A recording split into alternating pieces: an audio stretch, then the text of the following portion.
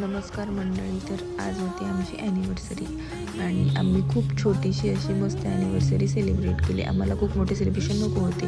मग मस्तपैकी मॉलमध्ये शॉपिंग वगैरे केली. कैलासला भेळ खाल्ली आणि भेळ वगैरे खाऊन झाल्यानंतर मस्त असा चहा वगैरे घेतला. एकमेकांसोबत दिवसभर टाईम स्पेंड केला. लाँग ड्राईव्हलाही गेलो आणि संध्याकाळी माघारी येताना मस्तपैकी छोटेसे सेलिब्रेशन वगैरे केले आणि सेलिब्रेशन झाल्यानंतर संध्याकाळी फॅमिलीसोबत डिनरला गेलो.